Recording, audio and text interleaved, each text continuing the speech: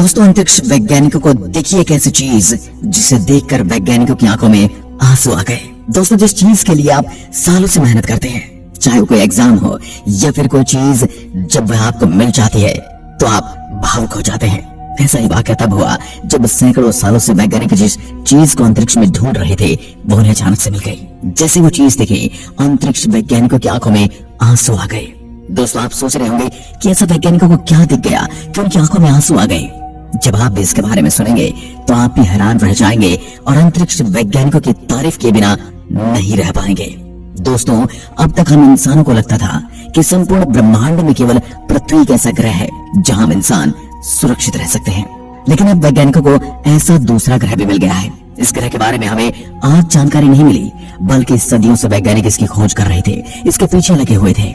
साथ ही कुछ वैज्ञानिकों का तो ये भी कहना था कि अंतरिक्ष में पृथ्वी जैसा कोई ग्रह जरूर हो सकता है। इतना ही नहीं, वैज्ञानिकों का यह भी मानना है कि हमारी पृथ्वी जहां जीवन पनपा है, इस तरह के और भी बहुत सारे ग्रह अंतरिक्ष में होंगे और इन ग्रहों पर संसार रह सकता है, इन ग्रहों पर इंसान रह सकता है। लेकिन अब जब वैज्ञानिकों ने पृथ्वी जैसा दूसरा ग्रह खोज निकाला है तो वो भावुक हो गए, क्योंकि अब तक न जाने कितने वैज्ञानिक आए और गए, लेकिन किसी ने अभी तक इस तरह का ग्रह नहीं ढूंढा था।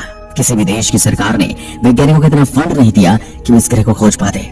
इसलिए जब उन्होंने इन ग्रहों को खोज निकाला तो उनकी आंखों में आंसू आना लाजमी था। तो आइए अब जानते हैं कौन है ये ग्रह जो पृथ्वी जैसा है और जहां जीवन भी संभव है। सबसे पहले तो आपको ये पता होना चाहिए कि हम जिनकी बात करने वाले हैं ये सब एक्सोप्लैनेट हैं, यानी हमारे सोलर सिस्टम से बाहर की दुनिया में रहते हैं। सबसे पहले बात करते हैं KOI 5715.01। इस प्लेनेट को वैज्ञानिक अर्थ 2.0 भी कहते हैं। ये लाइफ को सपोर्ट करने की ज्यादातर जरूरतों को पूरा कर रहा है। ये पृथ्वी के होस्ट स्टार यानी हमारे सूर्य जैसे होस्ट स्टार को ऑर्बिट करता है। इसका मतलब ये हुआ कि वहां भी एक सोलर सिस्टम है और उसका भी अपना एक सूरज है। सूरज एक येलो डॉर है और इसका फ्यूल 10 बिलियन ईयर्स में खत्म हो जाएगा। जिस अर्थ 2.0 की हम बात कर रहे हैं वो कैडमॉर स्टार को फॉलो करता है, जो सूरज से आकार में छोटा भी है और डिम भी है, और ये 70 बिलियन साल तक ऐसा ही रहने वाला है। ये अपने स्टार के गोल्डीलॉक जोन में रहता है, यानी ये अपने स्टार से एक परफेक्ट दूरी पर है जहां पानी लिक्विड फॉर्म में एग्जिस्ट कर सकता है।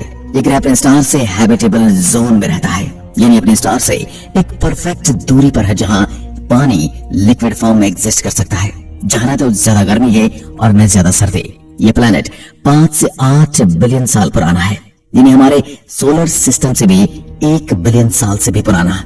इसलिए लाइफ को सपोर्ट करने के लिए हमारे पृथ्वी से भी बेहतर है। सबसे अच्छी बात तो यह है दोस्तों कि एक्सोप्लैनेट पृथ्वी से साइज में 10% ज्यादा बड़ा है, बल्कि इस प्लेनेट पर पृथ्वी से भी रिच बायोडाइवर्सिटी होने की संभावना है।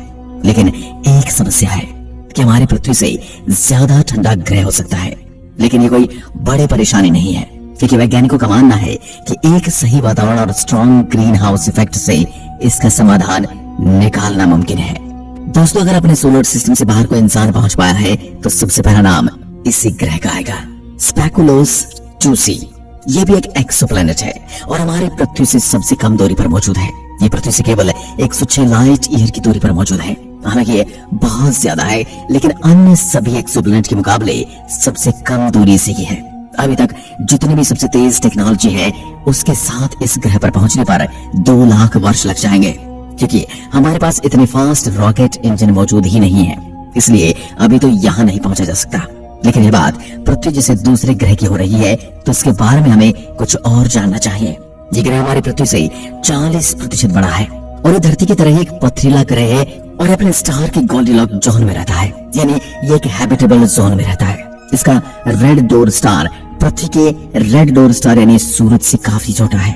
ये ग्रह अपने सूरज के बहुत करीब से ऑर्बिट करता है और इसका एक चक्कर पूरा करने में 8.5 दिन लगाता है। इसका मतलब ये हुआ कि इसके एक साइड पर बहुत ज्यादा समय तक रात रहती है और दूसरी साइड पर बहुत ज्यादा समय तक दिन निकलता है। लेकिन ये कंडीशन इसे जीवन के लिए कम सक्षम नहीं बनाती। यहाँ हम जाकर आराम से रह सकते हैं, लेकिन यहाँ समस्या अगर किसी चीज की है तो वो है दूरी। इतनी दूरी को कवर करने के हमारे पास आज के समय में कोई यंत्र नहीं है। तो चलिए बढ़ते हैं अगले प्लैनेट की ओर, केपलर 1126। यह प्लैनेट हमारी पृथ्वी से 2023 लाइट ईयर की दूरी पर है, लेकिन ये भी हमारी पृथ्वी से काफी मिलता जुलता है। ये एक ऐसे सोलर सिस्टम से बिलोंग करता है जो कि 7.45 बिलियन साल पुराना है, यानी हमारे सोलर सिस्टम से भी ज्यादा पुराना है। इसका भी एक अपना सूरज जो कि सन जैसा ही है। जितनी दूरी हमारी पृथ्वी की सूरज से है, वही इस ग्रह की दूरी अपने स्टार से 2.5 गुना कम है। यानी यहाँ बहुत गर्मी हो सकती है, लेकिन इंसानी जीवन के लिए सही नहीं है। लेकिन यहाँ कुछ ऐसा है ही नहीं, क्योंकि इतनी दूरी के बावजूद दूसरे ग्रह के टेम्परेचर और पृथ्वी के टेम्परेचर में कुछ ज्यादा फर्क नहीं है, क्योंकि ये ग्रह पृथ्वी के मुकाबले ज्यादा ठंडा है। इसकी अपने स्टार से दूरी कम सही है, यहाँ इंसानी जीवन आराम से पनप सकता है। वहीं इस स्टार का गोल्डीलॉक जोन भी बहुत नजदीक है, यानी यहाँ पानी सॉलिड नहीं लेकिन लिक्विड फॉर्म में रहता है। लेकिन ये पहले बताए गए दोनों प्लैनेट से कम सुटेबल तो है ही। केपलर 69c ये ग्रह पृथ्वी के करीब 2407 लाइट ईयर्स की दूरी पर है, यानी बहुत दूर है। लेकिन यहाँ बात उन ग्रहों की हो रही है जहाँ पृथ्वी जैसा इंसानी जीवन मौजूद है, तो इसमें इसका भी नाम शामिल है। ये ग्रह भी 7 बिलियन साल पुराना है, हमारी अर्थ से और सोलर सिस्टम से भी पुराना है, और हमारी पृथ्वी से 4 गुना बड़ा भी है। और ये भी पृथ्वी की तरह सतही प्लेनेट है, यानी कि रॉकी प्लेनेट है।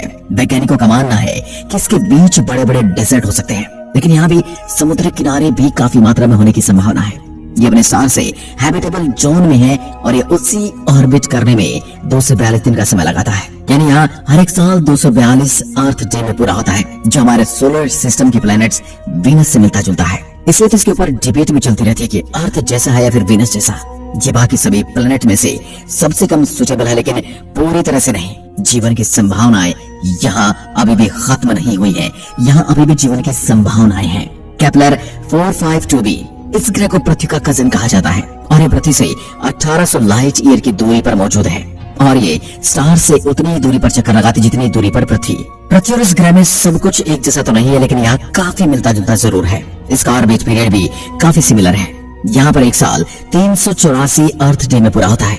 ये भी पृथ्वी की तरह एक रॉकी प्लेनेट है, बस इसकी कमी ये है कि पृथ्वी के मुकाबले ज्यादा एनर्जी रिसीव करता है। इसकी वजह से यहाँ रनवे ग्रीन हाउस इफेक्ट हो सकता है, यानी ये थर्मल रेडिएशन को प्लेनेट से बाहर निकलने से रोकता है, और यहाँ पानी लिक्विड फॉर्म में नहीं बदल पाता।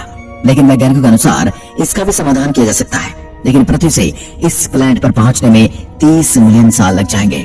अभी हमारे पास जो रॉकेट टेक्नोलॉजी है उसके हिसाब से इसलिए यहाँ जाना फिलहाल तो नामुमकिन है। लेकिन एक बात तो आप समझ जाना चाहिए कि केवल पृथ्वी पर ही जीवन नहीं है।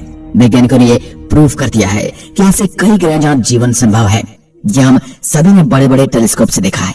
ऐसे टेलीस्कोप्स जो दूर अंतरिक्ष में देख पाते हैं, वहाँ की अलग अलग तरंगों की मदद से हमने ये तो देख लिया है कि उस ग्रह पर जीवन संभव है, लेकिन ये नहीं देख पाए कि वहाँ जीवन मौजूद है या नहीं। हो सकता है अगर वह हैबिटेबल जोन में है तो वहाँ भी किसी प्रकार का जीवन जरूर होगा, और इन सभी चीजों से पर्दा तभी उठ पाएगा जब हम इंसान ऐसे टेक्नोलॉजी को डेवलप कर लें जो लाइट की स्पीड से बराबर न से, लेकिन लाइट से थोड़ा कम की स्पीड से एबिलिटी यानी स्पीड तक हमें पहुंचा दे, ताकि हम ऐसे यार बना लें वो जल्द से जल्द लाइट ईयर्स पार करके हम ग्रहों तक पहुंच सके। हमें स्पेस में ट्रैवल करने की अपनी गति को बढ़ाना होगा, और यही एक तरीका है इन प्लैनेट्स तक पहुंचने का। ऐसा करने के लिए बेहतरीन और बहुत ज्यादा इन्वेस्टमेंट चाहिए। अब दुनिया भर में मिलिट्री के ऊपर जो खर्च किया जा रहा है, और उसे न करके पूरी दुनिया में पीस को मेंटेन किया जाए और मानवता को एक धर्म घोषित कर दिया जाए, तो कोई भी बाउंड्री न माने, सबको मिलाकर एक करते जाए और एक सरकार बन जाए, या फिर अलग अलग भी सरकारें बनती है तो ठीक है। अगर मानव जाति की प्रगति की बात करें तो फिर दुनिया के देशों को ज्यादा से ज्यादा इन्वेस्ट करना चाहिए इन रिसर्च एंड डेवलपमेंट पर। अगर वहां पर पैसा लगा तो हम जरूर ऐसा कोई न कोई स्पेसक्राफ्ट बनाने में कामयाब हो जाएंगे जो लाइट की स्पीड के बराबर न सही, लेकिन उससे थोड़ा सा कम होकर इतनी स्पीड जरूर जनरेट कर लेंगे कि हम इन ग्रहों पर एक जीवन में रहते हुए पहुंच सके। आज की वीडियो में बस इतना ही। अगर वीडियो पसंद आए तो लाइक कीजिए, और ऐसी वीडियोस के लिए चैनल को सब्सक्राइब जरूर करें। धन्यवाद। जय हिंद, जय भारत।